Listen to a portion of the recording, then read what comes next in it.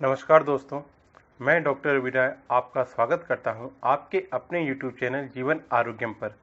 दोस्तों, आज मैं आपको गर्भ निरोधक तरीकों में से सबसे सामान्य तरीका, जिसे कैलेंडर मेथड या डे काउंट मेथड बोलते हैं, की जानकारी दूंगा। जिसे जान लेने पर आप बिना प्रोटेक्शन यूज किए महिला से संबंध बनाने पर आप अनचाही प्रेगनेंसी से बच सकते हैं। दोस्तों, गारंटी है यदि यह वीडियो आप पूरी देखेंगे व समझ लेंगे तो जब तक आप नहीं चाहेंगे महिला प्रेग्नेंट नहीं होगी।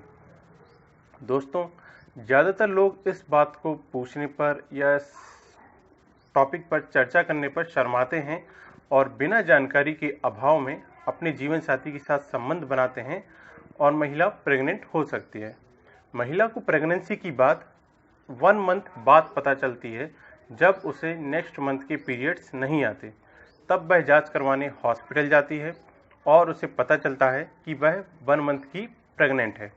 और महिला यदि प्रेगनेंसी नहीं चाहती है तो ऐसे में वह स्त्री रोग डॉक्टर के पास जाती है और अबॉर्शन करवा लेती है, या फिर वह मेडिकल स्टोर पर जाकर बिना डॉक्टर की सलाह के बच्चा गिराने की दवाई ले आती है और उसे खा लेती है। दोनों ही स्थितियों में उसे ब्लीडिंग होती है, महिला एनीमिक हो जाती है, उसका स्वास्थ्य खराब हो जाता है। दोस्तों, बच्चा गिराने की दवाइयाँ जो कि लेडीज़ बिना डॉक्टर की सलाह के मेडिकल स्टोर से ले आती हैं, कभी कभी इतनी हार्मफुल होती हैं, किसी महिला को इतनी ज़्यादा सीरियस ब्लीडिंग हो जाती है, हैवी ब्लीडिंग हो जाती है कि वह महिला कभी कभी हॉस्पिटल भी नहीं पहुंच पाती और रास्ते में ही दम तोड़ देती है। और दोस्तों, इन दवाइयों का इतना ज़्यादा साइड इफ़ेक्ट महिला के हार्मोन्स पर पड़ता है, जो हार्मोन प्रेगनेंसी को बनाए रखने में और गर्भ को उत्पन्न करने में सहायक होते हैं, एस्ट्रोजन, प्रोजेस्टेरोन वगैरह। तो इन दवाइयों का उपयोग करने से वह हार्मोन्स या तो शरीर में कम हो जाते हैं या उन हार्मोन को उत्पन्न करने वाली ग्रंथियां जो होती हैं वो नष्ट हो जाती हैं। इसका परिणाम यह होता है कि जब महिला चाहती भी है कि वह प्रेग्नेंट हो जाए और बच्चे को जन्म दे, तो वह महिला ऐसा नहीं कर पाती, क्योंकि इन हार्मोन का लेवल कम होने पर शरीर में वह प्रेगनेंसी को स्थिर नहीं रख पाती और बच्चा 1-2 महीने में स्वतः ही गिर जाता है। दोस्तों, अपने यहाँ पुरुषों की मेंटेलिटी भी ठीक नहीं है।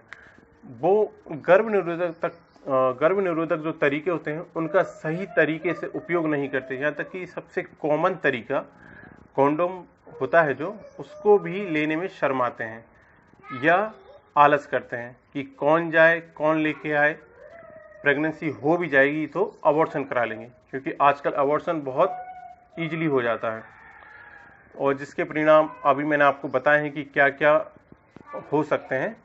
तो दोस्तों, यदि आप इन सब मुसीबतों से बचना चाहते हैं तो यह वीडियो पूरी देखिए, जिससे आप इस कैलेंडर मेथड का सही तरीके से उपयोग कर सकें और अनचाही प्रेगनेंसी होने से रोक सकें। दोस्तों, शरीर में गर्भ का जन्म पुरुष के शुक्राणु व महिला के अंडाणु के आपस में मिलने से होता है, जिसे सामान्यतः निषेचन बोलते हैं। यह निषेचन कब होता है और आप इस निषेचन को कैसे रोककर अनचाही प्रेगनेंसी से बच सकते हैं, यह जानने के लिए आपको महिलाओं में होने वाले मासिक धर्म को समझना आवश्यक है। दोस्तों, महिलाओं में मासिक धर्म या मेंस्ट्रुअल साइकिल सामान्यतः 28 दिनों की होती है, पर किसी महिलाओं में हार्मोनल चेंज के कारण यह 30 से 35 दिन की भी हो सकती है। जब महिलाओं को पीरियड आना चालू होते हैं, उस दिन से मासिक धर्म के 28 दिनों की गिनती की जाती है। दोस्तों, इस लाइन को फिर से सुनिए और अच्छे से समझिए, और जिस दिन पीरियड आता है उस दिन को नोट कर लीजिए। जब महिलाओं को पीरियड आना चालू होते हैं, उस दिन से मासिक धर्म के 28 दिनों की गिनती की जाती है। जिस दिन पीरियड आया है उस दिन को पहला डे बोलते हैं। दोस्तों, सामान्यतः ब्लीडिंग 4 से 5 दिन की होती है, पर जिनकी मेंस्ट्रुअल साइकिल 30 से 35 दिन की होती है, उनमें यह 6 या 7 दिन तक ब्लीडिंग हो सकती है। महिलाओं में अंडे का जन्म पीरियड आने के पहले दिन से लेके 14वें दिन होता है, जिसे ओव्यूलेशन बोला जाता है। कभी कभी यह अलग अलग महिलाओं में हार्मोनल रेशो चेंज होने पर यह ओव्यूलेशन 1-2 दिन पहले या 1-2 दिन बाद में हो सकता है, जैसे 12वें दिन या 13वें दिन या 15वें या 16वें दिन यह हो सकता है। लेकिन देखा जाए तो अंडे का जन्म सामान्यतः 14वें दिन होता है और महिलाओं को जब ओव्यूलेशन होता है, अंडे का जन्म जब होता है तो महिलाओं को फीवर जैसा महसूस होता है और वेजाइना से व्हाइट म्यूकस डिस्चार्ज भी होता है, जो कि संभोग करने के लिए एक साइन होता है। महिलाएं इन साइन से पहचान सकती हैं कि उन्हें ओव्यूलेशन हो गया है। अंडाणु निषेचन के लिए कितने दिनों तक जीवित रहता है, यह जानना बहुत जरूरी है। दोस्तों, अंडे का जीवन काल बिना निषेचन के 2 दिन का होता है। इसी तरह शुक्राणु का जीवन काल महिला के शरीर में 3 दिन का होता है। अंडाणु और शुक्राणु के जीवन काल में जब ये अंडाणु और शुक्राणु आपस में नहीं मिल पाते तो निषेचन नहीं हो पाता और महिला प्रेग्नेंट होने से बच जाती है। दोस्तों, हमें बस इतना करना है कि इस डे काउंट मेथड का उपयोग करके इन्हें आपस में मिलने से रोकना है। अब हम यह समझते हैं कि हम इन्हें कैसे रोक सकते हैं। चूंकि किसी एक महिला में अंडे का जन्म फिक्स किस डेट पर हो रहा है, यह ज्ञात करना मुश्किल है। इसलिए मान लीजिए यदि अंडे का जन्म 12वें दिन हुआ है तो वह अंडाणु महिला में अगले 2 दिन यानी 14वें दिन तक वह जिंदा रहेगा और इसी तरह यदि अंडाणु का जन्म 16वें दिन हुआ है तो वह 18वें दिन तक जिंदा रहेगा।